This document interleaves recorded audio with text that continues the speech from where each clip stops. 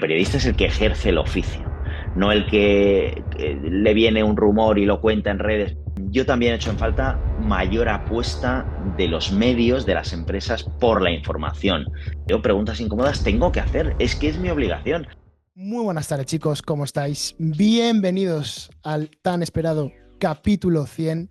Y como no, teníamos que traer a una persona que lleva el periodismo en la sangre, tanto por familia como en persona. Hoy traemos a Matías Prats Chacón.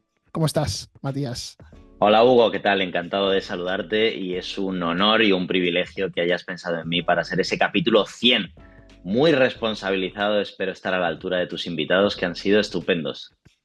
La verdad que sí, no puedo quejarme nada de mis anteriores invitados, ya son 99 pedazos de invitados, pero el episodio 100 tenía que ser especial.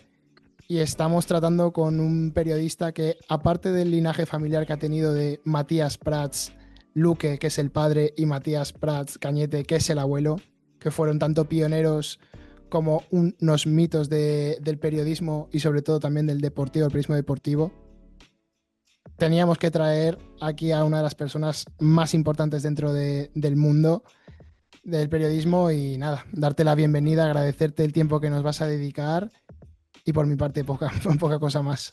No, a mí me gustaría darte la enhorabuena a ti por tener la iniciativa, la vocación, la pasión de organizar, de crear un podcast sobre periodismo, sobre esta profesión que tanto nos entusiasma y llegar a 100 episodios me parece un mérito tremendo. Así que, oye, date también tú mismo una palmadita en la espalda porque creo que es un trabajo bien hecho y que también tienes que disfrutar de lo que has conseguido sin perder de vista la ambición de seguir creciendo, que eso es, yo creo que inherente a nuestra profesión.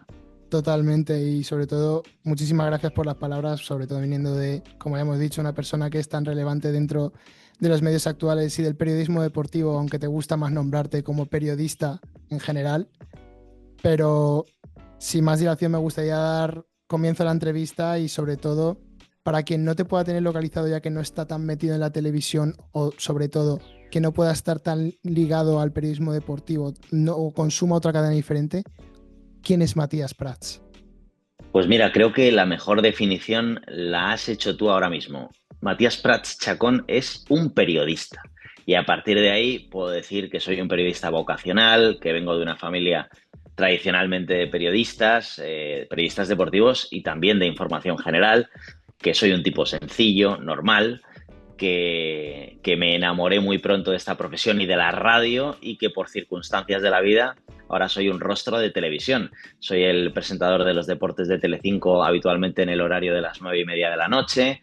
Llevo más de 15 años en Mediaset haciendo todo tipo de labores, reportero, he viajado a Eurocopas, Mundiales, Roland Garros, Fórmula 1, boxeo, ciclismo y me considero un tipo muy afortunado que disfruta de su profesión.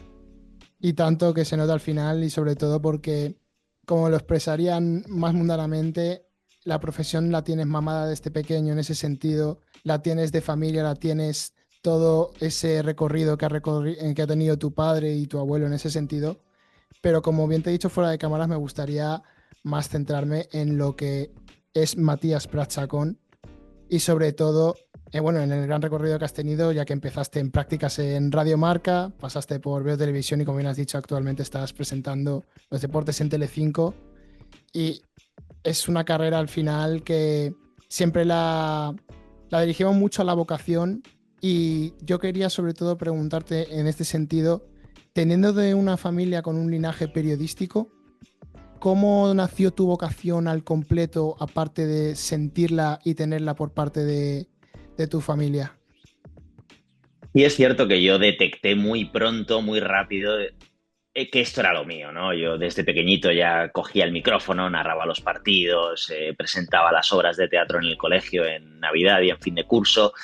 Yo creo que entre lo que a mí me nacía y la gente me empujaba, pues llegué a un camino sin retorno. Solo había una dirección y era esta, ¿no? Soy un periodista vocacional, soy un periodista muy apasionado de esta profesión, soy un periodista yo diría polivalente también, porque he hecho un poquito de todo, ¿no? Con humildad, pero sí que he pasado por varios sitios y por varios registros.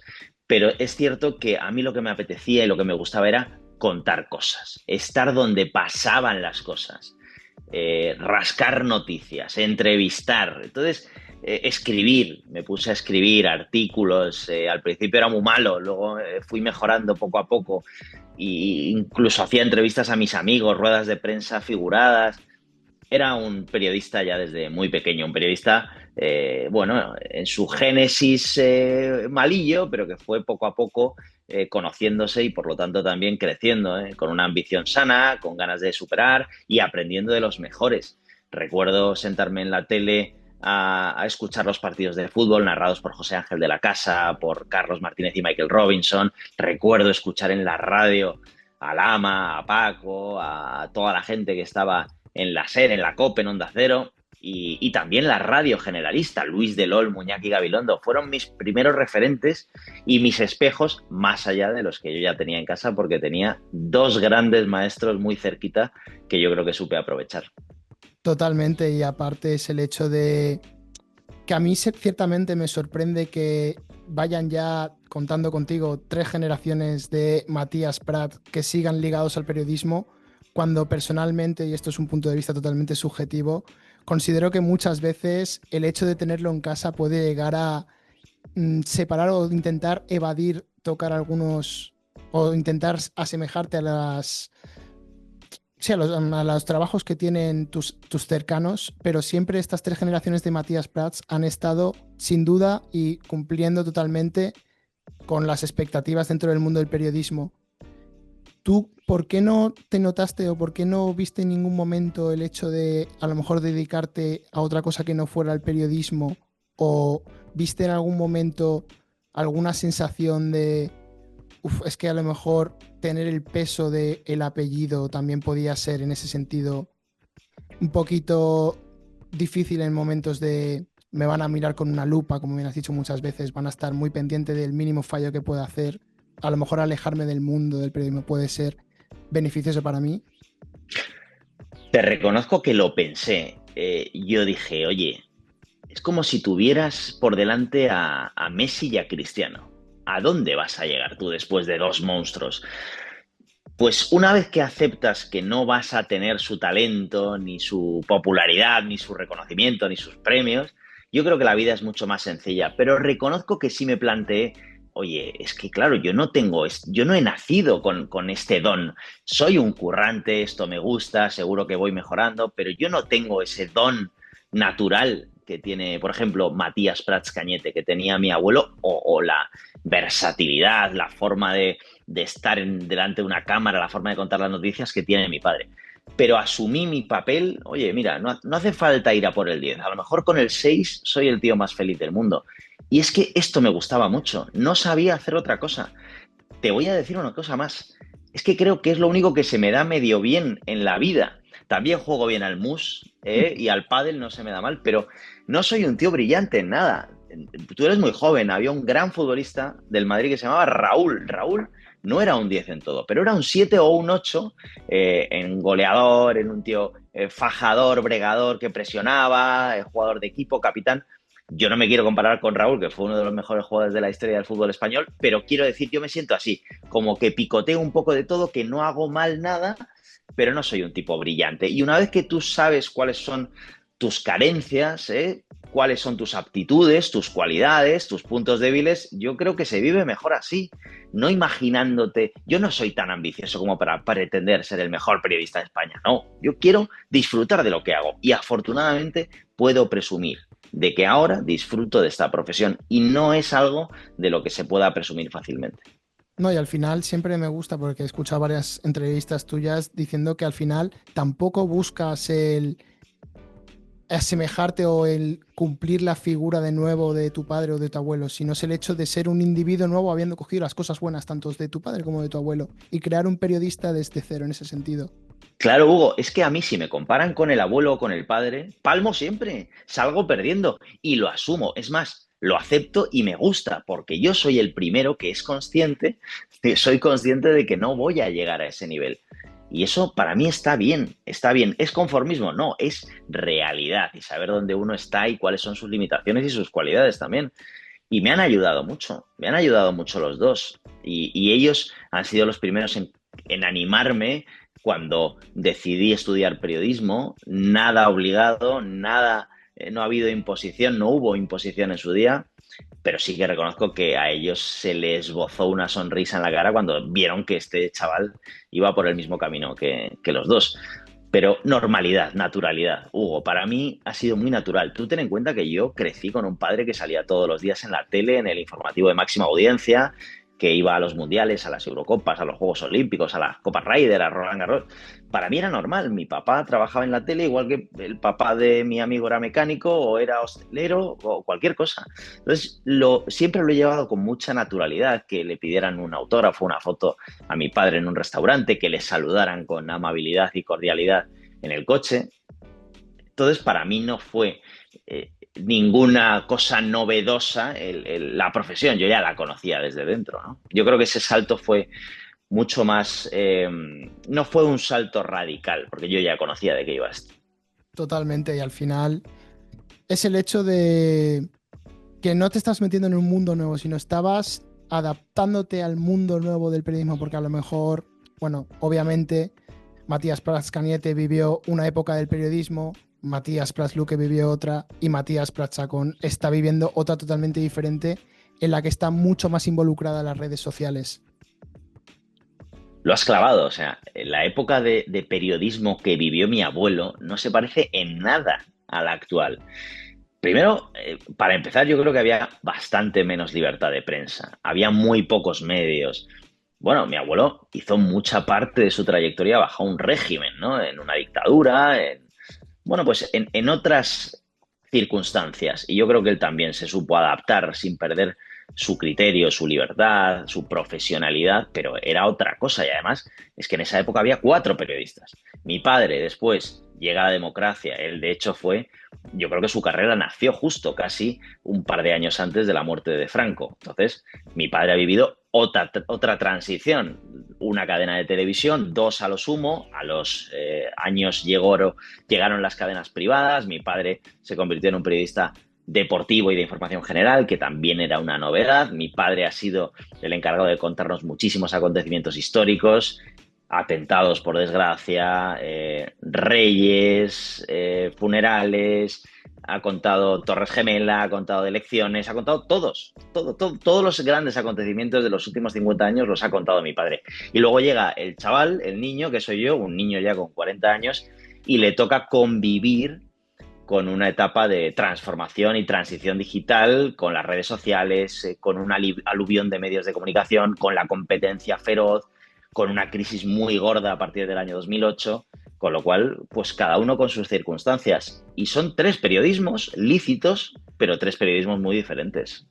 Totalmente, y no, y sobre todo me encanta destacar esto, sobre todo de la figura que he encontrado en ti, que es que muchas veces se presupone que los periodistas a lo mejor más, vamos a decirlo, más metidos en medios convencionales y más dirigidos a los medios convencionales, reniegan mucho de intentar a lo mejor entrar en algunos proyectos de redes sociales, participar en proyectos de redes sociales, y he visto que tú nunca has estado cerrado en participar en ningún podcast. Te he visto 200 vídeos en YouTube con diferentes podcasts, obviamente magnificando mucho el número, pero te he visto bastantes vídeos que has participado en bastantes podcasts. Y eso me llama la atención porque muchas veces que a los periodistas de medios convencionales se les presupone como una competencia feroz con las redes sociales, y yo he visto que la simbiosis que tienes tú con los medios convencionales y las redes sociales es magnífica. No hay más ciego que el que no quiere ver. O sea, las redes sociales no son una moda, las redes sociales no son cosa de chavales, las redes sociales han llegado para quedarse en cualquier formato. Twitter, Instagram, los podcasts, todo, pero eso es información, es entretenimiento y hay que convivir con ellas. O te adaptas o te mueres. Es que no hay otra opción. Aparte que a mí me gusta consumir redes sociales. Me parece un contenido instantáneo, me divierto, me informo, me entretengo. Y yo no puedo ser un negacionista de las redes sociales. Ahora, por ejemplo, con el fenómeno de Twitch, los streamers, la velada.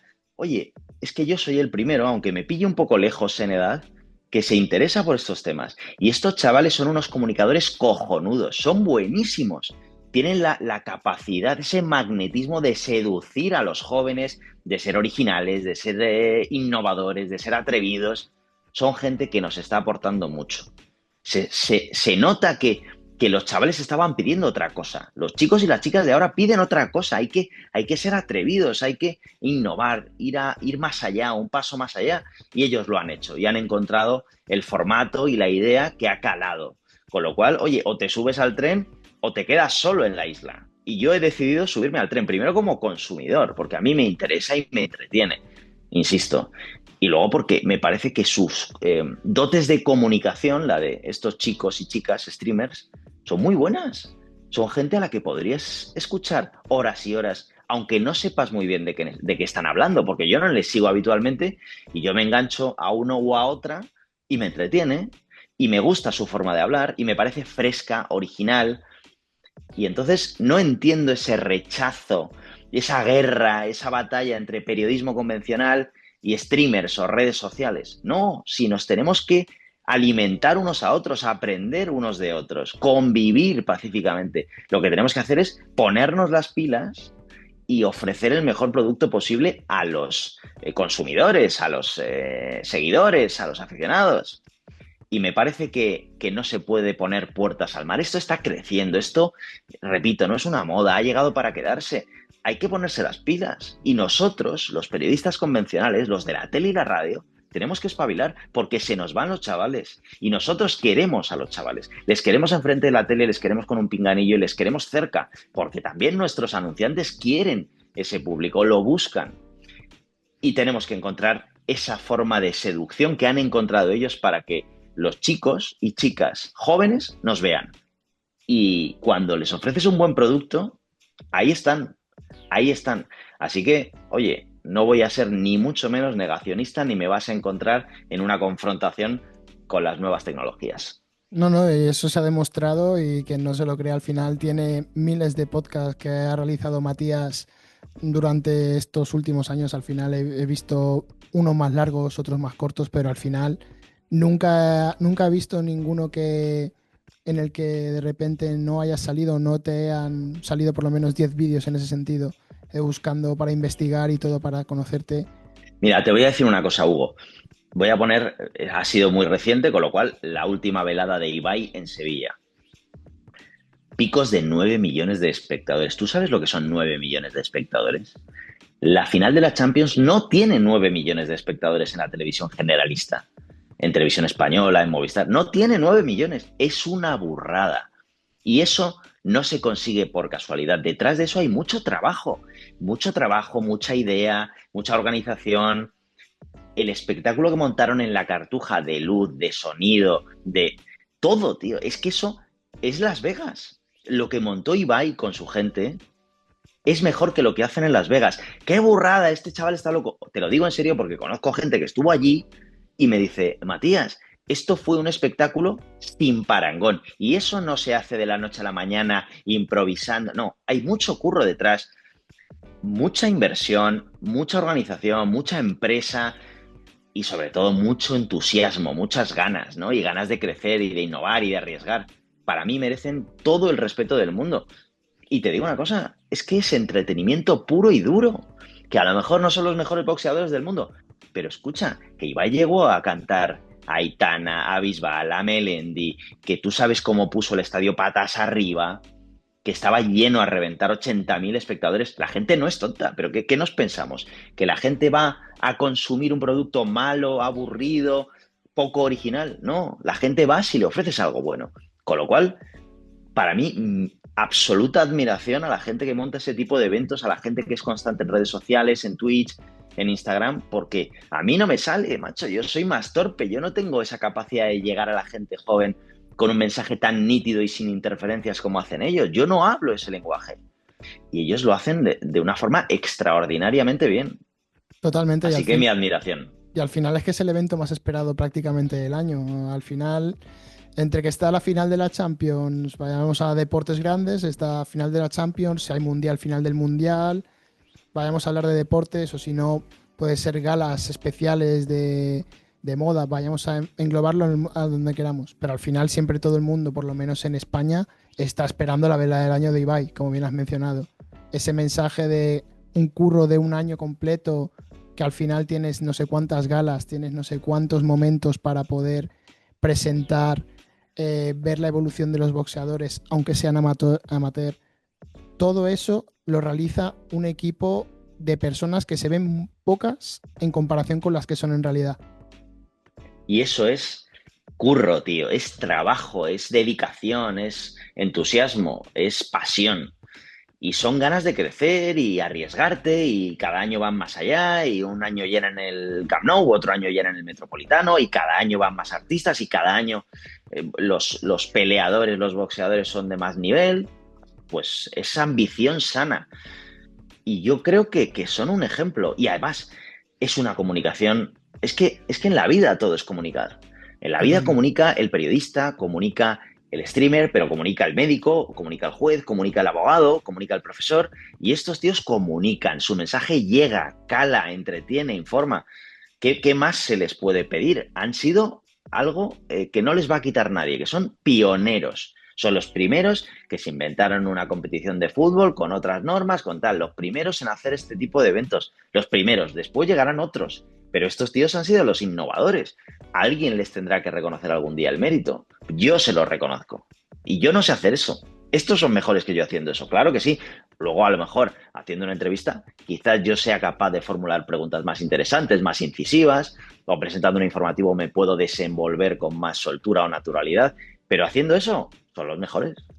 Totalmente. Y al final es eso, que es lo bueno que yo vi en tu figura en ese sentido de investigándote, que al final sí que se está notando cada vez más esa simbiosis positiva que se está creando entre redes sociales y periodistas convencionales en ese sentido.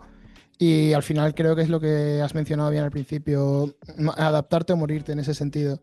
Tener que Pero coger y escucha, Hugo, todo. hay periodistas, mira, el ejemplo es Ciro López. Ciro López es un abuelo.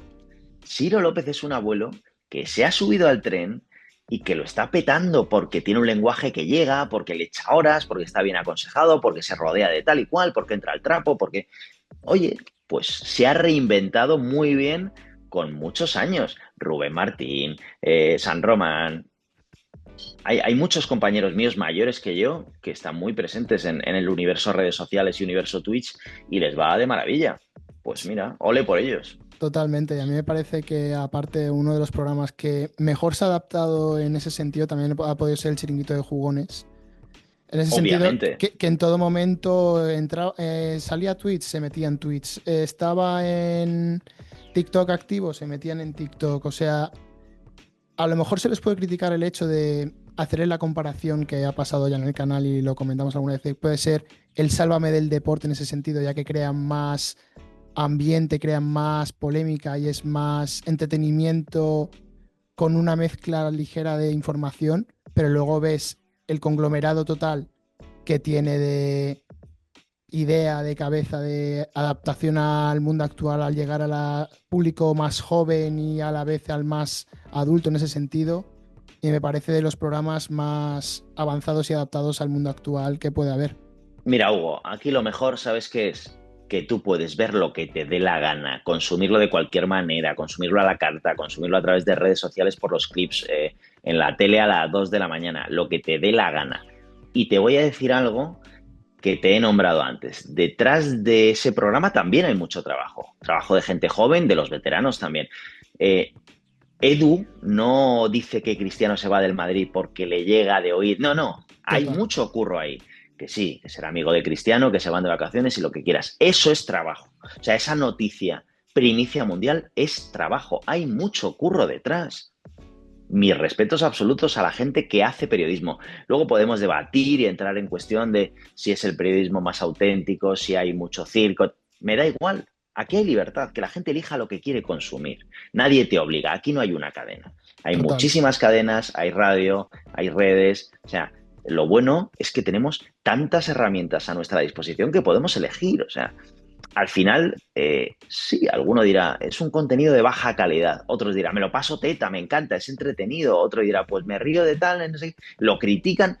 Mira, yo creo que ellos han hecho una cosa muy bien, que que es anticiparse, tener olfato, arriesgar y ser los primeros en darle mucha bola a las redes sociales. Hace muchos años, como tú me has nombrado, TikTok, Twitch, son horas, es poner medios. Así que yo no me encontrarás una mala palabra hacia mis compañeros, ni muchísimo menos. Creo que tienen mucho mérito, llevan muchísimos años con este producto y bueno, pues a mí me gusta el deporte y me gusta la tele, me gustan las redes, así que no le veo Total- ningún problema. claro, totalmente. Al final lo que dices. Ya ese, siempre y cuando se mantenga también el respeto, que es algo que siempre es prioritario frente a cualquier cosa. Yo creo que se puede opinar respecto a las redes, se puede opinar respecto a otros programas y todo. Y al final lo que dices, nadie te está obligando a consumir X o Y. Al final tienes una amplia variedad, amplios dispositivos, amplio todo, para poder informarte, entretenerte y en la lista larga de etcéteras. Y eso es lo mejor. Eso es lo mejor, tío, que podemos hacer lo que nos dé la gana y que estamos informados, entretenidos. Ahora, luego me dices, hay demasiada información, hay que saber elegir y yo creo que aquí el periodista tiene un papel preponderante, muy importante. O sea, en la época de las fake news, nosotros tenemos que ser ese filtro que canalice la información, que es rigurosa, que es interesante, que es verídica y que está contrastada. Y ahí sí que tenemos un papel importante y tenemos que reivindicarnos. Oye, que todo el mundo con un teléfono puede ser periodista. Bueno, todo el mundo con un teléfono puede comunicar y puede Correcto. interactuar, pero periodista es el que ha estudiado la carrera y el que se dedica a ello, ¿eh? A mí no me gusta ser tampoco muy corporativista con esto, ¿eh? Hay periodistas que no han estudiado la carrera, ¿vale? Pero periodista es el que ejerce el oficio, no el que le viene un rumor y lo cuenta en redes. No, oye, una noticia hay que contrastarla, y no por una, sino por varias fuentes de información diferentes. Y el periodismo hay que tomárselo muy en serio. Tío, estamos en una época muy convulsa a nivel internacional. No hablo de deporte. Hay dos guerras abiertas, muchos conflictos, los aranceles.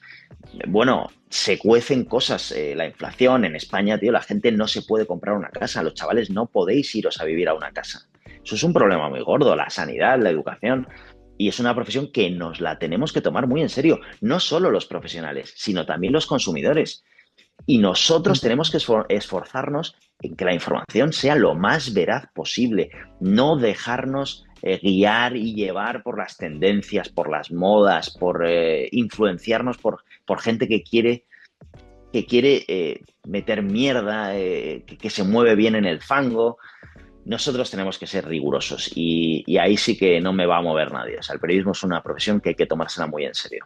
Totalmente. Y encima hay que mantenerla pulcra en todos sentidos, porque hay muchas veces que yo desde la perspectiva de un periodista joven, siempre es el hecho, un periodista, mejor dicho, iniciándose a periodista, un proyecto a periodista, el hecho de iniciarme en el periodismo me ha estado haciendo dar cuenta que desde pandemia en adelante, creo que la palabra periodista tristemente se ha ensuciado mucho por actos de mala praxis dentro de la misma o por gente que se ha querido, el intrusismo que se dice normalmente también de redes sociales o de otros medios, otras personas que han podido manchar la práctica del periodista y la palabra periodista en algunos sentidos con malas praxis, como bien digo. Claro, pues como en todo, tío, también hay abogados que han hecho mal su trabajo, hay médicos que han dejado morir a pacientes. Bueno, aquí hay que defender lo nuestro con uñas y dientes y hay que intentar mejorar todos los días para ofrecer nuestro mejor nivel. Para mí el triunfo está en sacar tu mejor versión, no en ser mejor que el vecino, no, en ser tu mejor versión, en tocar tu cielo, tu límite. Y yo creo que para eso hay que trabajar, hay que prepararse, hay que formarse, hay que estar receptivo al constante aprendizaje y, repito, hay que tomarse muy en serio esta profesión. Dices tú, es que hemos perdido crédito. Sí, hemos perdido crédito y nos lo merecemos. Yo creo que desde la crisis 2007-2008 ahí el periodismo empezó a estar tocado, las empresas empezaron a recortar muchísimo en gasto de plantilla, en periódicos, radios, televisiones, las redacciones se quedaron tiritando, no se contrataba gente y ahí para mí fue un punto de inflexión. Luego se recuperó un poquito la cosa y ahora yo también he hecho en falta mayor apuesta de los medios, de las empresas por la información, por el entretenimiento, por la rigurosidad. por cuidar a los trabajadores y por intentar ofrecer el mejor servicio posible y el mejor contenido a los consumidores y consumidoras.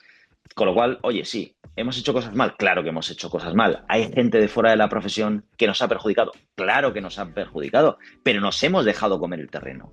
Y ahí incluyo a los periodistas y a los medios de comunicación como empresas.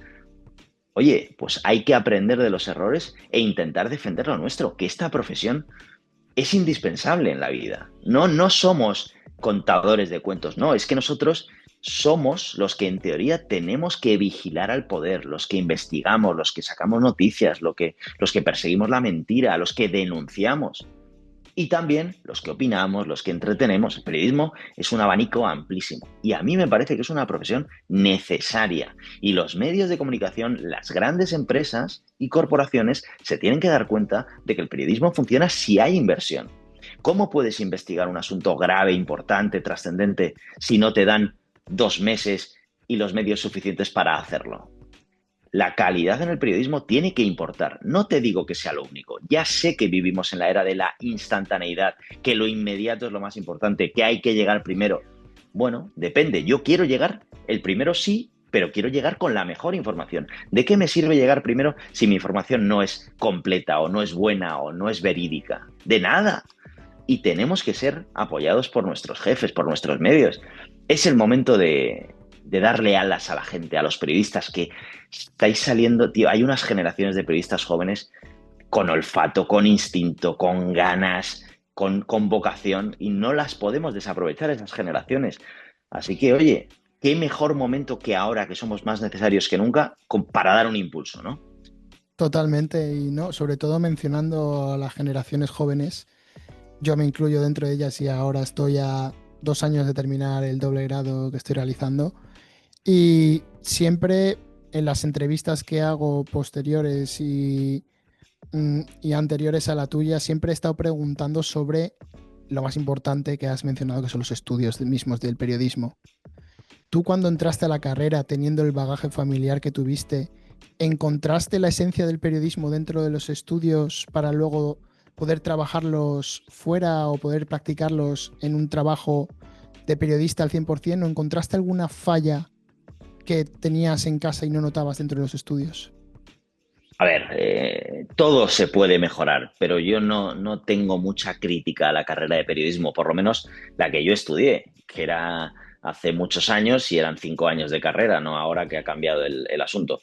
Yo creo que encontré lo que quería, quizás no todas las asignaturas eran de mi agrado, pero a mí estudiar historia del periodismo me parece necesario, estudiar lengua y literatura, son cosas que a mí me parece que son muy útiles como periodista. Quizás el primer año, el segundo año, nadie te enseña a contar las cosas por la radio o a escribir un artículo de opinión o a hacer un reportaje o a investigar, pero tenemos que asumir que hay conceptos que hay que aprender y que uno tiene que saber de dónde viene su profesión, la historia de su profesión.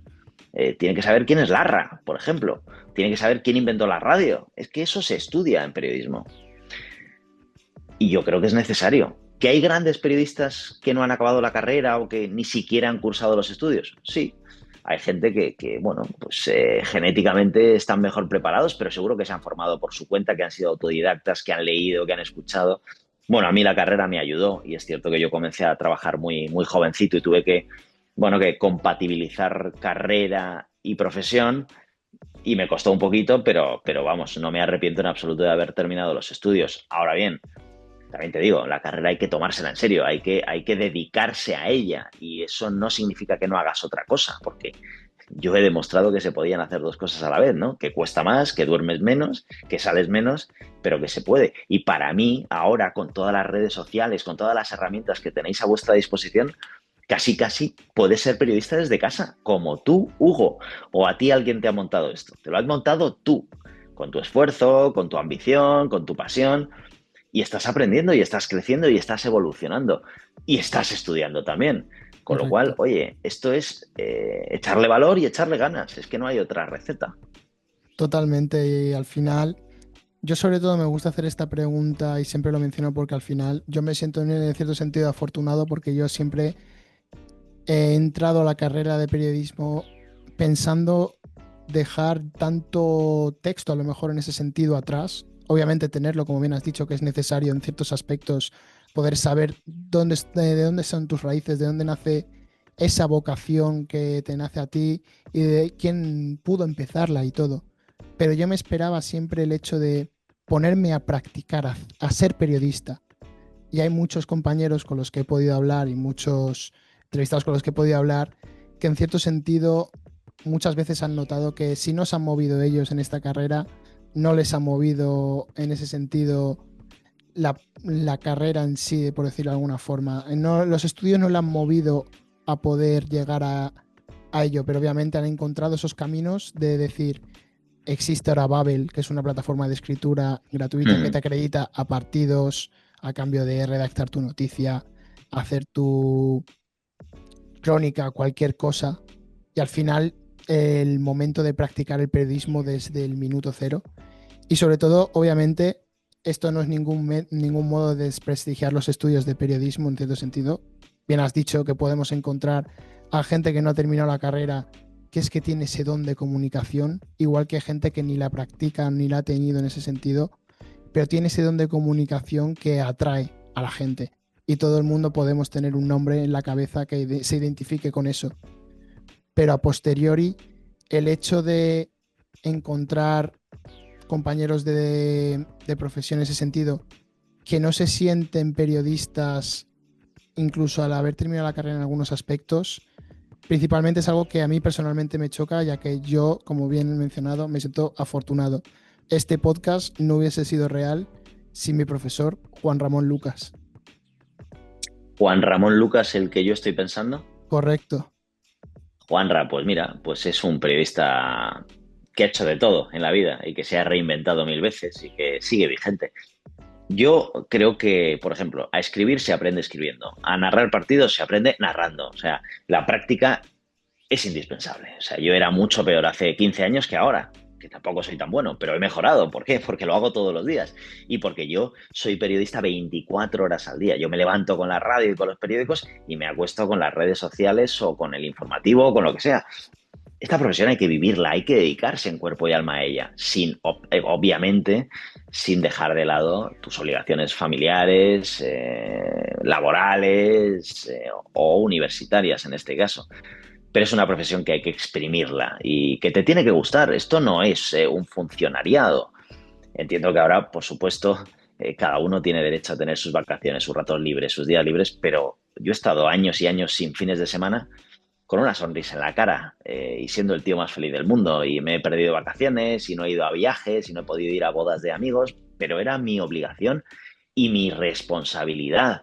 Y no me arrepiento porque esos sacrificios han merecido la pena, han merecido la pena. Y a esto hay que sudarlo y hay que intentarlo una y mil veces y hay que llamar a todas las puertas. Tenéis pocas ventajas respecto a mi generación, lo reconozco, pero una de ellas es que a vosotros no hace falta, no es indispensable que os contrate un medio de comunicación, una empresa. Correcto. A ver, es una suerte si te llaman y te hacen un hueco y tienes un buen contrato. Pero podéis ser un medio de comunicación, podéis crearlo, podéis asociaros, podéis estar en constante comunicación, podéis transmitir en directo. Tío, a mí me tenía que llamar una tele o una radio para hacerme un contrato y pagarme. Y es verdad que es difícil, en vuestro caso, monetizar todo este contenido, porque también hay mucha competencia. Es que sois muchos. Es que permíteme que te diga, Hugo, hay más podcasts que personas humanas en el mundo. O sea, fíjate si tenéis competencia. Pero bueno, eso yo creo que os ayuda a superaros, a crecer, a inventar, a arriesgar. Y, tío, ¿tú sabes lo que curte estar tantas horas en directo en Twitch, por ejemplo, o hacer tantas horas de podcast? ¿Tú has contado cuántas horas de podcast llevas en 100 capítulos? La Eso verdad que está no. en tu mochila. Que te quiten lo bailado. Eso es experiencia, eso son tablas y esa oportunidad que estáis teniendo ahora yo no la tenía. Yo tenía que llamar a todas las puertas y esperar que me contrataran. Luego la cosa se puso muy fea, aparecieron las redes sociales y las nuevas tecnologías y la gente se fue reinventando. Pero mira, lo ideal sería que tuvierais todos un sueldo cojonudo y un buen puesto de trabajo, pero si no, esta plataforma te ofrece la oportunidad de desarrollar tu profesión desde tu casa. Total. Y ciertamente también es eso, que tenemos también una ventaja de todo lo hablo con mi madre en ese sentido también, a lo mejor no tanta carga estudiantil en ese sentido, no tanta carga universitaria y tenemos la posibilidad de poder crear más estos proyectos porque no tenemos tanta carga de trabajos, tanta carga de estudios en ese sentido. Al final tenemos la posibilidad de movernos, pero tenemos que querer movernos ahora también. Y cierto es que ahora mismo lo que te hacen es lanzarte la experiencia a la cara diciendo, trabaja gratuitamente para mí en prácticas y ahí ganas la experiencia que puedes conseguir de muchas maneras, pero en un medio como el mío potente no lo consigues si no es con la experiencia. Si lo haces Nada, a bien, mí eso que me acabas de decir me cabrea. O sea, no se puede ser tan jeta como para no pagar un duro y pagar en experiencia. Es como de aquel equipo que decían, no te paga en dinero, te paga en gloria. Por ejemplo, el Madrid te paga en gloria. Coño, el Madrid me paga en gloria, pero todos los meses me entra un sueldo muy majo, ¿no? Pues lo mismo, coño, el trabajo hay que remunerarlo y hay que pagarlo, tío. Y estoy harto de los caraduras y los jetas que se aprovechan de los chavales para intentar explotarlos y que creen contenido, el clickbait, el no sé qué, artículos. No, mira, esto es serio. El trabajo se paga. Y es una putada muchas veces vuestros primeros pasos. Es que cuesta, cuesta. Y si pillas y te subes a un barco bueno, vale, a toda vela y fenomenal y hay recompensa rápido. Pero muchas veces hay que echarle mucha paciencia, no hay que desesperar y estoy seguro de que a mucha gente le ha tirado para atrás y se han rendido porque esto afecta a la salud mental, al estado de ánimo, te desespera, te frustra.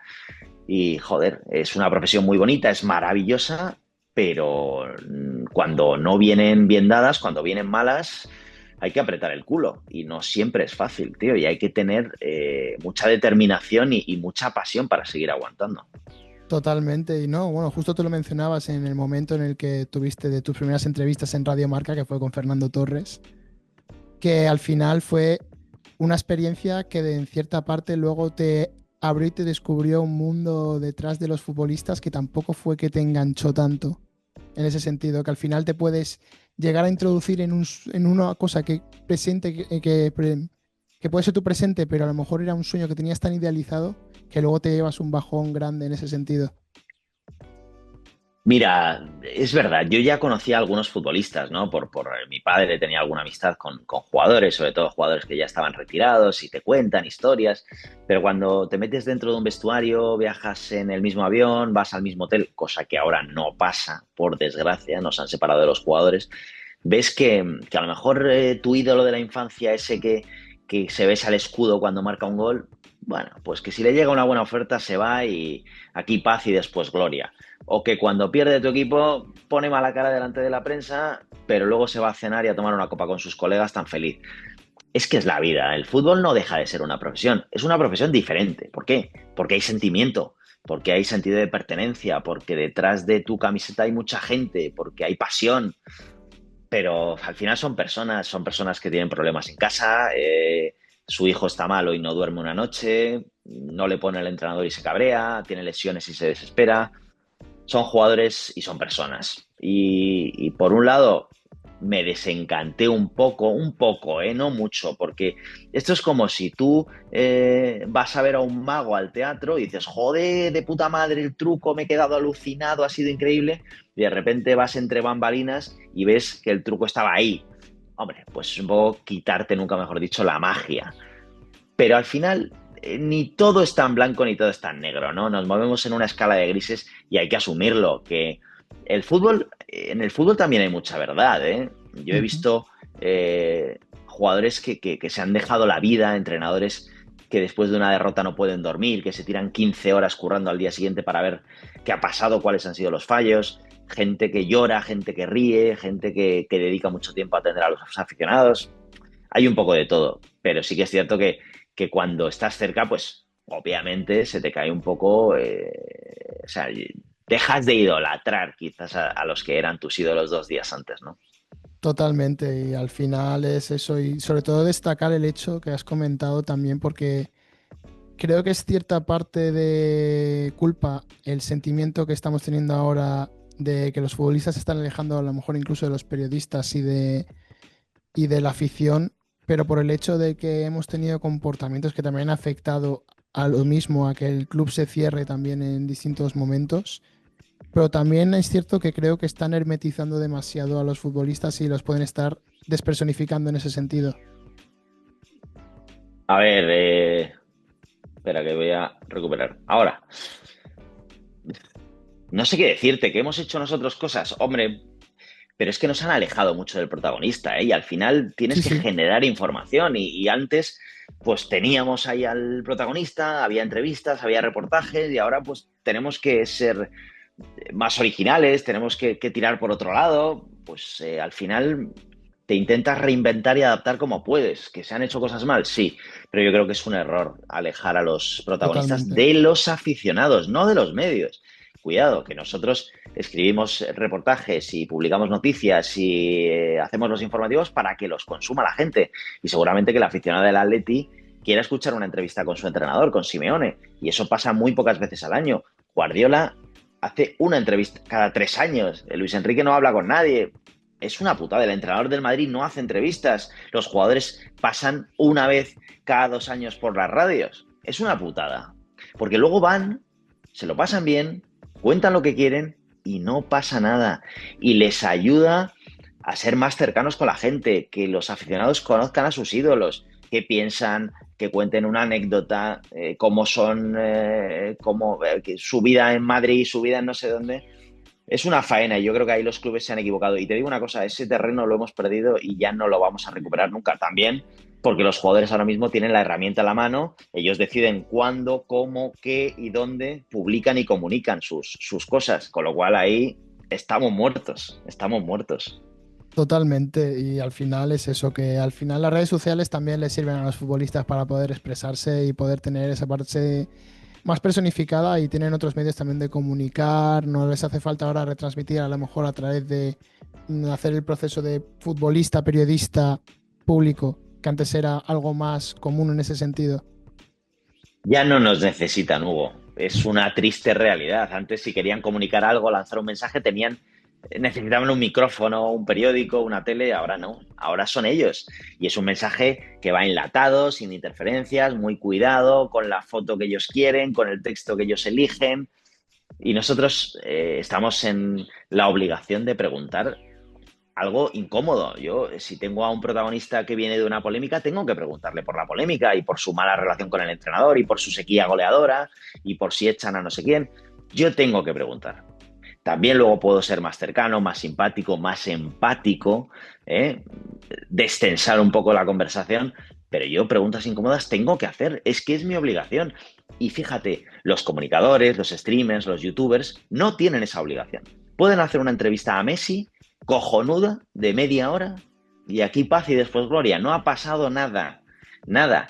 El personaje se ha reído, se lo ha pasado bien, ha contado lo que ha querido, pero claro, el aficionado se queda sin saber las 3 o 4 respuestas más interesantes y con más sabor de la posible entrevista. Totalmente. Y al final los periodistas ya se entienda esa molestia al final por estar intentando tener esa profesión y al final poder trabajar de ello. Pero también luego, obviamente, como personas se entienden los futbolistas, ya que a lo mejor se sienten que si van a hablar con un periodista, por su profesión les tienen que intentar apretar un poquito las tuercas y tocar momentos a lo mejor incómodos en cierto sentido para ellos. Que a lo mejor no quieren hablar de situaciones Bueno, deportivas o pero cualquier cosa, con el respeto y la educación por bandera se puede ir a todos lados. Si tal tú no cual. quieres hablar de un tema, pues lo rechazas de forma amable y educada. Y nosotros somos pesados, somos insistentes, pero no vamos a estar 20 minutos con el mismo tema si el personaje no habla, ¿no? Pues ya pasaremos a otra cosa. Pero es nuestra obligación y ellos lo tienen que entender. Y de toda la vida ha sido así. Los personajes públicos, los deportistas en este caso, entendían nuestra profesión. Y ahora parece que no la entienden, que la respetan, sí, de vez en cuando, pero no la entienden y no la comparten y no somos bienvenidos en muchos campos de fútbol, en muchos vestuarios, en muchas profesiones. Es una faena, pero también hemos hecho las cosas mal y hemos publicado cosas que no eran ciertas y nos hemos lanzado a la piscina sin agua y hemos sido tendenciosos y hemos... Bueno, pues a lo mejor hemos pagado justos por pecadores, pero repito, eso es tierra quemada, ya no volveremos a lo de antes. Yo me considero un privilegiado porque yo sí toqué de cerca esa profesión cercana al jugador, el avión, el hotel, la entrevista casi diaria, la convivencia, el salir a cenar, el saber, el preguntar, y ahora es más complicado, pero se puede hacer. Y las redes sociales también son un instrumento para acercarte a los deportistas, no cabe duda, y a los personajes en general, a los políticos también. Totalmente. Al final entrevistamos aquí a un chiquito que se llamaba Jaime Herrero, que contactó con grandes periodistas deportivos y grandes periodistas con cargos políticos altos, siendo un poco, creo que tenía 15 años en ese sentido. Yo creo que hablé con Jaime Herrero, fíjate. Yo hablé con Jaime Herrero y me pareció un tío fantástico, con unas ganas y con mucha cara dura, que al final, oye, hay que tener jeta también. Hombre, estamos grabando el episodio 100, Matías, pero yo estoy ahora mismo más cerca de llegar al episodio 120 ya grabado que otra cosa. Joder, 120. Y todo esto, tío, sin dejar de atender tus estudios y de hacer tus cosas, tu deporte, me imagino que también saldrás con tus colegas. Pues te felicito porque que te quiten lo bailado, insisto, esto para ti se queda, ¿no? Y es una experiencia que te llevas para siempre. Totalmente, y al final es el hecho de echar la cara dura buena y nunca creyendo, o por lo menos habiendo sentido no haberle faltado el respeto a nadie, desde el punto ya de hasta prepararme la entrevista, que creo que es, Fundamental. si no se siente uno atendido con gestos mínimos de, a lo mejor, de una persona que se dedica más a redes sociales, decirle, oye, tu primer vídeo fue tal, esa persona ya se siente que te has interesado de verdad por ella. Y si no, Fundamental. Y te digo una cosa, te voy a poner de ejemplo a mi padre. Mi padre lleva 50 años ejerciendo este maravilloso oficio y nunca, que yo sepa, ha faltado el respeto a alguien. Ha sido crítico, ha sido incisivo, ha sido curioso, pero no le ha faltado el respeto a nadie. Y por eso ha conseguido el respeto y la admiración de un país entero, porque ha ejercido con rigurosidad y con profesionalidad el periodismo. Y yo creo que eso es muy importante. Enemigos, pues alguno habrá siempre, detractores, gente a la que no le caigas bien, gente que no le gustes, pero siempre el respeto al personaje protagonista, cargo público y también a la audiencia, espectador, lector u oyente, es básico y primordial. Es básico y primordial. Y luego, mira, ahora se han puesto de moda algunos formatos en los que el presentador, el entrevistador, no conoce prácticamente nada de la vida o de los proyectos del entrevistado. A mí eso no me gusta. Que queda muy divertido, muy natural, pero a mí no me gusta. Y lo respeto y me divierto, pero a mí no me gusta. A mí me gusta prepararme las entrevistas. Me parece que es lo mínimo, que es totalmente. ejercer con respeto tu profesión, que es interesarte y es preparar una entrevista para intentar ofrecer el mejor producto para el consumidor. Si es que nosotros somos el vehículo, ¿sabes?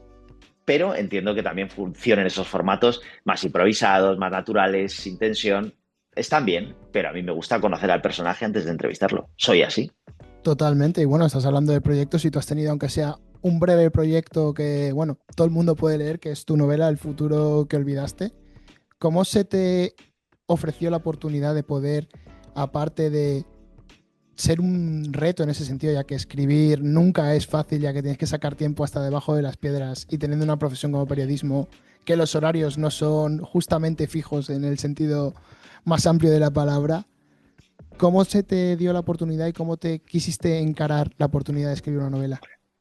Pues mira, me lo propusieron, me animé, me envalentoné y al final pues conseguí escribir la novela. Es una novela fresca, ágil, nada elaboradísimo. Es una historia que se me ocurrió, que tenía en la cabeza relacionada con el deporte y el periodismo y la plasmé en una novelilla que, bueno, pues la publiqué. Fue una gran experiencia, pero es que no es lo mío. O sea, sí, la gente, oye, es un libro entretenido, me ha gustado. Bueno, a mí me gusta más leer autores consagrados o autores que tengan más talento que yo. Yo soy un periodista y cuando un periodista se mete a otra cosa que no es lo suyo, se nota. Yo lo probé, me gustó, pero dudo mucho que vuelva a repetir, porque es que no soy escritor, es que no soy escritor. La gente puede decir, no, pero escribes bien, ¿no? Oye, no se te da mal, eres divertido, eres interesante, has construido una historia que tenía sentido. No es lo mío. Entonces, agradezco muchísimo la oportunidad. Repito, fue una experiencia fantástica, pero se me dan mejor otras cosas, sinceramente, Hugo. Se me dan mejor otras cosas. Claro, pero al fin y al cabo, teniendo en cuenta que a un periodista se le exige ser polifacético en ciertos sentidos, al final el escribir una novela es la experiencia que a lo mejor siempre hay que intentar, a lo mejor vivir de otra manera, salirte de tu zona de confort en ese sentido, Por eso lo hice. porque no sabes qué puedes aprender de esas experiencias. Y aprendí, tío, sentarte delante de un ordenador con la página en blanco es una experiencia que recomiendo a todo el mundo porque te tiemblan las piernas, joder. Yo tenía que escribir 400 páginas de cero, aquí en mi cabeza, no tenía que copiar a nadie, no tenía que hacer una biografía, ¿no? Era una historia mía. Y eso, bueno, pues es un abismo, ¿no? Bueno, impone un poquito. Pero sí, sí, es verdad que salí de mi zona de confort, me probé, me examiné, me exigí y bueno, yo diría que superé el examen sin una gran nota, con lo cual, oye, que pasen los que saben de esto. Déjame a mí con mi radio, con mi tele, dando clases en la universidad, con mis eventos, que yo eso más o menos lo domino y escribir, que escriban Vargas Llosa y compañía. Bueno, Vargas Llosa, por desgracia, pero yo qué sé, Arturo Pérez Reverte, hay grandísimos escritores en España, e incluso compañeros míos periodistas como Luis García Rey, como Karma Chaparro, que se han metido a novelistas y son muy buenos. Pues no es lo mío, tío, no es lo mío. Claro, al No hice el final, ridículo, pero no es lo mío. claro, pero al final es eso, al final sales un poco de tu zona de confort y hay muchas veces que es necesario para poder aplicarlo, cosas posteriores a la profesión de uno. Es lo que hay. Y en ese libro había mucho de mi profesión, había mucho de mi vida y conocí a un montón de gente en la editorial, personas fantásticas que me apoyaron. Hice una presentación cojonuda con todos mis amigos, mis compañeros que me arroparon. Hice una girita ahí de ferias del libro y demás. O sea, como experiencia fantástica, fantástica. No, no me arrepiento en absoluto. Totalmente. Al final, siempre y cuando no exista el arrepentimiento, yo creo que eso es una buena señal del mismo. Al final, si Efectivamente, no te sientes todo suma, tío. arrepentido, Yo esa total. experiencia me la llevo, igual que te he dicho lo del podcast, que me quiten lo bailado otra vez. A mí me ha sumado, me ha hecho mejor periodista, incluso mejor persona, porque yo creo que he superado, bueno, pues momentos de agobio, de responsabilidad, de que hay que presentar unas páginas en una determinada fecha y no llegas, bueno, de exigencia, de superarte. Bien, estoy contento. Recordar un poquito el trabajo final de curso, ¿no? En ese sentido. Joder, un poquito más de un trabajo de final de Sí, curso. Ponte tú a escribir una novela, mamón. total, total. No, pero en ese sentido siempre me gusta compararlo, obviamente salvando las distancias, porque en ese sentido sí que tiene una extensión mayor y todo, pero es al final el rememorar un poquito ese sentido de, aunque sea tenme una idea mínima de esto para poder luego plasmarlo con mucha más extensión y mucho tiempo que al final llegabas de trabajar seguramente y lo menos que te Sí, sí, apetecía era sentarte frente a tal una cual, página en blanco. tal cual, tal cual. Fue un sobreesfuerzo. Lo que pasa es que pilló la pandemia y ahí saqué horitas para seguir escribiendo, aunque yo no dejé de hacer televisión ni un puñetero día en pandemia, más allá de los días libres, no paré, porque la tele no paraba. Iba solo en la carretera a Mediaset, pero ahí estaba. Y te digo una cosa, al final era una cierta liberación y un alivio salir de casa con ese permiso especial que teníamos los trabajadores de urgencia, los esenciales, aunque yo no sé si lo mío era muy esencial, pero vamos, ahí estaba todos los días. Totalmente. Y al final es un trabajo que la pandemia creo que también dejó muy marcado lo necesario que es cada uno, porque al final, en un momento en el que estás encerrado en las cuatro paredes de siempre, tienes que tener una voz que siempre te pueda decir o que te pueda comentar qué está pasando, porque se sintió un poco como un apocalipsis en ese sentido de fin del mundo y que haya alguien que te pueda decir, aunque sean noticias más positivas o o más negativas, el hecho de poder enterarte y no sentirte aislado, creo que al final es algo bueno que los periodistas pudieron sacar y que pudieron aportar durante la pandemia para no dejar a la sociedad sola en ese sentido. Alguien que te cuente la realidad con cercanía, con cariño, con rigurosidad, lo repito mucho, ser fiel a la verdad, sin edulcorarla. Y yo creo que, por ejemplo, mi padre, que fue uno de los que presentó informativos durante aquella época, como siempre, para variar, pero que sientes más responsabilidad cuando está pasando algo grave, ¿no? Cuando tu labor de informar es verdaderamente importante. Y no solo tu labor de informar, sino de acompañar, de asistir, de dar esperanza, oye, hay días que el informativo de la noche habría con 900 muertos al día, 1000 y pico. No es plato de buen gusto, es muy difícil, es jodido que no se te quiebre la voz dando esas noticias, porque además uno de esos muertos puede ser un familiar tuyo, puede ser un conocido, un amigo. Es duro, a todos nos tocó la pandemia, por algún lado nos tocó, y no era fácil ese papel de estar al frente de un informativo, estar delante de una cámara y contarles a los españoles que la gente moría, y moría mucha gente durante todos los días, y los servicios de emergencia estaban colapsados, los hospitales, no había de nada. Bueno, pues ahí se demuestra que el periodismo es importante y es esencial, ¿no? Y hay que cuidarlo. Vamos a mimar esto que durante la historia ha sido tan importante, porque el periodista es el que ha contado los grandes acontecimientos de la historia. Es que se cayó el muro de Berlín en el 89 y había un periodista contándolo. Y terminó la Segunda Guerra Mundial y lo contó un periodista. El periodismo no debe morir nunca y no va a morir nunca. El periodismo está más vigente que nunca y tenemos que ejercerlo con responsabilidad. Pero tiene que estar.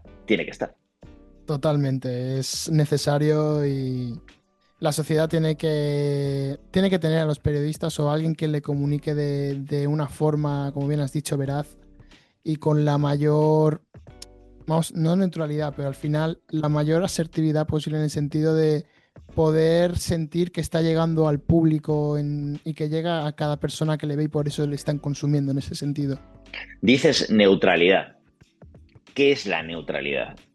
¿Qué es la objetividad o la imparcialidad? Es tan difícil.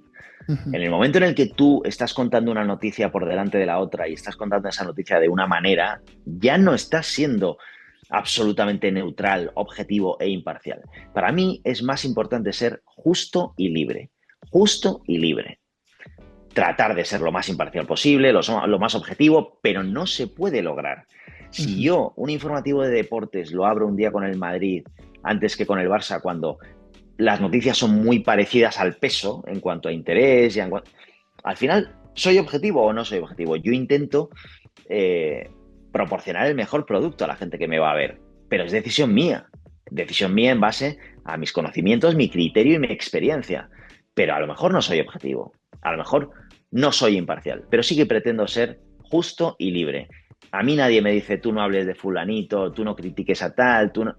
Y para mí eso es un privilegio, porque creo que no en todos lados y no toda la vida ha sido así. Así que me considero un privilegiado por ejercer mi profesión de manera libre. Y creo que si algún día no hago deportes y hago información general, pretendo seguir siendo un periodista libre, ¿no? Que no sea, bueno, que no sea el portavoz o el altavoz de determinada corriente ideológica o determinado partido político. Me gustaría ejercer esta profesión con libertad siempre, hasta el último día.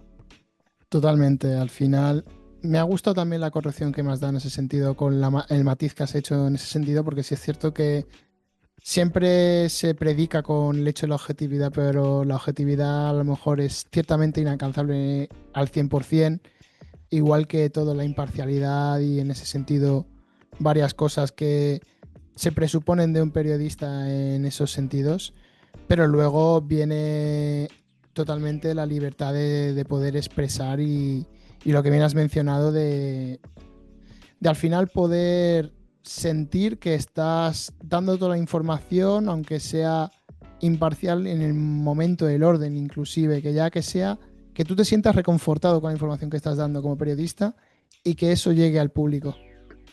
Hay una línea roja que nunca se puede traspasar. Tú no puedes engañar a la gente. Tú no puedes engañar a la gente, primero porque va en contra del ejercicio de tu profesión y segundo porque la gente no es tonta y te pilla y te pasa factura y te toma la matrícula. Y es muy jodido, muy difícil llegar a tener credibilidad, que tú digas algo y la gente te crea. Y eso te lo cargas en 10 minutos, te lo cargas en dos frases, te lo cargas en un día malo que tengas, en un día que te precipites, que vayas a por una exclusiva que no tengas confirmada, que digas que alguien ha muerto y no ha muerto. O sea, por eso hay que ser muy prudente a la hora de transmitir una información. Y yo soy muy pulcro en eso, ¿no? A lo mejor no llego el primero muchas veces, pero siempre quiero llegar bien y ser justo con la audiencia y no engañar. Porque, repito, si engañas te pillan y, oye, a este no, que no me dice la verdad, que no me lo está contando bien, que tiene otros intereses. Para mí es una línea roja que nunca debemos traspasar. Tienes que ser fiel a la audiencia y para eso no la puedes engañar. 100%. Al final se pilla antes a un mentiroso que a un cojo. Entonces es importante mantenerte lo más cerca de la verdad absoluta y tener la mayor veracidad posible en toda la información que das. Sí, sobre todo no engañar. Si tú no tienes la información completa, contar lo que sabes. Tú cuentas lo que sabes y no engañas a nadie, y no estás haciendo trampas y no estás actuando en detrimento de tu credibilidad. Y es muy difícil. La credibilidad para un periodista es un tesoro. No se consigue en 2 días. O sea, se consigue con muchos años de profesión, de buen periodismo. No te lo puedes cargar en un arrebato o intentando llegar antes que nadie o no. Y para ello, oye, como toda la vida, antes hacíamos el gesto de levantas el teléfono, llamas, contrastas. No, ahora no sé si es levantar el teléfono o es escribir o es hablar, pero tienes que contrastar las noticias y no te puedes precipitar. Y para mí eso es la Biblia, eso es sagrado. Totalmente. Y al final es el ABC del periodista. Tal cual. Tienes que entrar a la profesión con esto de por medio. Si no entras con esos valores, al final es muy difícil llegar a ser un periodista confiable en ese sentido. Y el que Mm. te puedas decir o sentir referente o sentir en ese sentido no importante, pero sí relevante dentro del entorno en el que te mueves. Para mí, por ejemplo, en el mundo de fichajes, Fabrizio Romano, Mateo Moreto son gente referente en ese sentido, que también se les va a mirar con lupa el mínimo fallo que puedan tener o Claro, el movimiento pero que puedan hacer. escucha, a que la primera vez que leíste un tuit de Fabrizio Romano dijiste, "Bah, esto es una milonga", pero claro, acierta una, acierta 2 fichajes, 3 fichajes, te da una noticia bomba y es verdad. Eso es ganar credibilidad, no solo popularidad, sino credibilidad. Y en Correcto. el momento en el que un verano de 100 fichajes falle 90, oye, pues a lo mejor Fabrizio Romano no es el uno, no es el mejor, y va bajando. Pero hasta que eso no pase, hasta que se demuestre lo contrario, es un tío fiable. Fiable, pero no le regala a nadie la información. Eso es trabajo, eso es curro, eso es llamar, eso es moverte. Es así. No, y al final, lo más importante de un periodista ya no es solo el ejercerlo bien, sino es el cuaderno de contactos, la agenda de Claro. contactos. La mítica agenda. Y eso es día a día, pim, pim, insistir, buscar, preguntar. Es el periodismo de toda la vida. Buscar fuentes de información e intentar sacar noticias. Totalmente cierto. Y nada, para ir finalizando la entrevista, a mí, viendo las entrevistas que te he comentado por YouTube, he visto que hay veces que tú este rol de ser el entrevistado te cuesta asumirlo en ciertos momentos en el sentido de, joder, yo siempre suelo ser el que está al otro lado preguntando. Entonces, me encantaría que darte la oportunidad o que te sientas tú también dentro de, aunque sea mi podcast, que puedas tú lanzarme todas las preguntas que tengas a lo mejor sobre cómo vivo yo el periodismo o ciertos momentos, preguntas que te surjan de la nueva generación a lo mejor del periodismo que está más ligada a redes sociales en ese sentido. Venga, te lanzo algunas preguntas a bocajarro, así casi sin pensar. Perfecto. ¿Cómo te ves de aquí a 5 años? ¿Dónde te ves? Pues es muy buena pregunta porque al final, ciertamente, eh, por, por ciertos asuntos que se tratan a veces en medios convencionales, hay veces que quiero estar, pero a la vez no quiero estar. Me gustaría poder estar bastante tiempo con el podcast y poder llegar a conseguir una agenda más amplia de contactos, pero a lo mejor es que 5 años es algo muy lejano. Entonces, ahora mismo yo estoy buscando la comodidad dentro de la profesión. ¿Con qué personaje te quedas de los 100 entrevistados en tu podcast?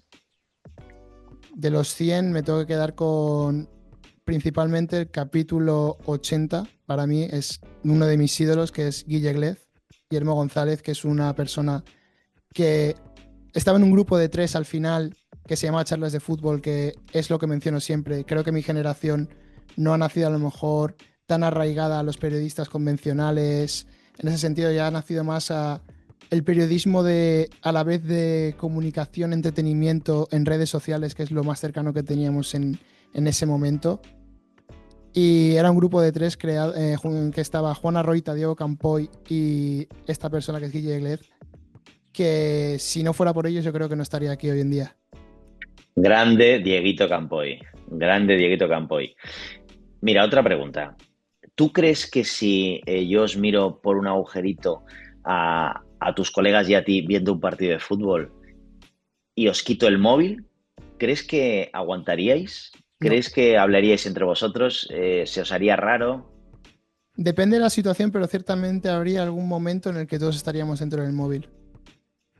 ¿Tú cómo ves un partido de fútbol? ¿Lo ves con móvil, tablet y la tele o incluso más dispositivos? Estoy normalmente con más dispositivos porque normalmente consumo el fútbol solo, ya que en mi casa no hay mucho afán por el fútbol.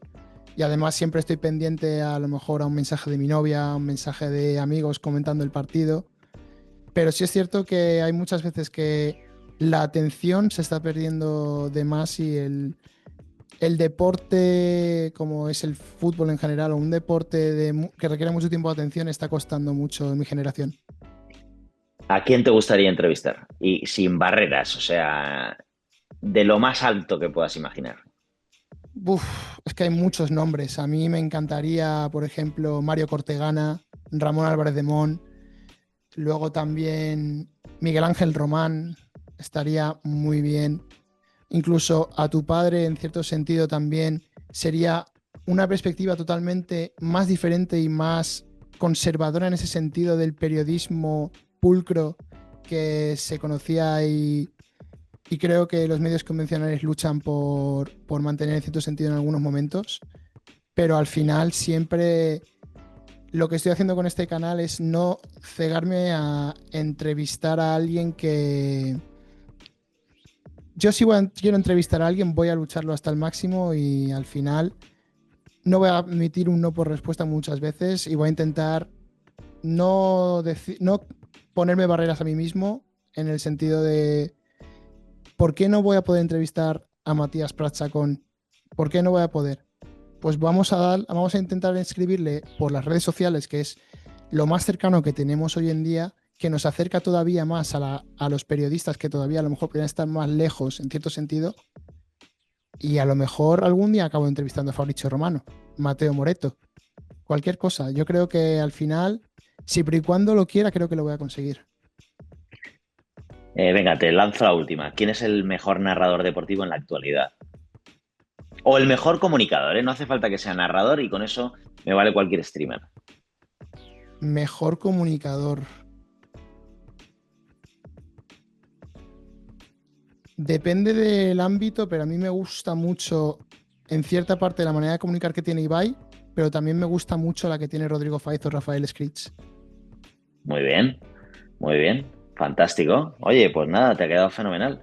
Totalmente y agradezco y espero que te hayas sentido de nuevo en el rol de periodista 24 horas en ese sentido. Me encaja mejor, me sienta mejor este traje, de entrevistador que entrevistado. Pero bueno, he estado muy a gusto contigo, que lo sepas, Hugo. Te agradezco mucho el ratito. Y muchas gracias a ti por pasarte. Y quería terminar el podcast un poco antes de despedirte por completo y pedirte que nomines también, que es una nominación, que me puedas mencionar a alguien que siga esta cadena, que el episodio 100 no se quede aquí, que siga adelante, pero quiero darte a lo mejor una coincidencia que ni yo me esperaba en ese sentido. Desgraciadamente, el 8 de septiembre de 2004, tu abuelo falleció, tristemente, ¿Sí? pero el mismo 8 de septiembre de 2004 nací yo, así No que jorobes. ¿En serio? espero que algo de Matías Prats Gañete se Qué pegue en esta bueno. entrevista. Qué bueno, con que se te pegue un 1%. Yo Hugo, estaría contento. mi abuelo era muy bueno. A ti te pilla muy lejos y a todos los jóvenes de tu generación. Mi abuelo era un periodista irrepetible, un sabio, un poeta, alguien con un don especial y un maestro de la palabra. Así que si se te pega un poquito, como si se me pega a mí, seremos unos afortunados, unos afortunados. Bueno, que me toca Totalmente. nominar a alguien. Correcto, sea de medios convencionales, sea de lo que sea, yo voy a intentar traerlo con todas mis fuerzas, como bien te he dicho. Claro, a ver. no quiero apuntar demasiado alto. Y mira, hay un chaval que trabaja conmigo, que ha sido uno de los grandes comentaristas del último Mundial de Clubes en Telecinco, que se llama Dani Martidí, que ha comentado los partidos con Manu Carreño, con Schuster, con Morientes, que ha pasado por el Chiringuito y ahora está trabajando conmigo en Telecinco y en Cuatro, en el Desmarque. Es un tío que va a ser uno de los mejores periodistas deportivos, si no lo es ya. Es súper madridista, habla fenomenal, tiene un lenguaje muy cercano a los jóvenes, es muy joven, tiene 25 años y además te puedo ayudar yo a hacer la gestión. Es un tipo que te va a hablar mucho, conoce a muchos futbolistas, a muchos equipos, sabe cómo se mueven los medios de comunicación, es muy activo en redes y yo creo que puede ser un buen prota. Además, es apostar por la cantera, por gente que está naciendo, que está surgiendo y que seguro que va a llegar alto. Así que si te fías de mí, mi colega Dani Martidí, Dani Martínez, puede ser un buen fichaje para este podcast. Perfecto, pues lo tomamos en cuenta y sobre todo si nos lo recomiendas tú. Y nada, ya nada más me queda agradecerte todo el tiempo que nos has ofrecido aquí en el canal. Gracias por protagonizar el episodio 100 del podcast y por darme esta oportunidad que nunca esperaba haber tenido, la verdad. Gracias, Hugo. Mucha suerte y nos vemos en el camino. Un abrazo. Un abrazo. Y nada, a la gente que está viendo la entrevista, también daros las gracias por estar aquí. Ya es el episodio 100 y vamos a por el 200 dentro de poquito. Así que nos vemos en la próxima. Chao, chao.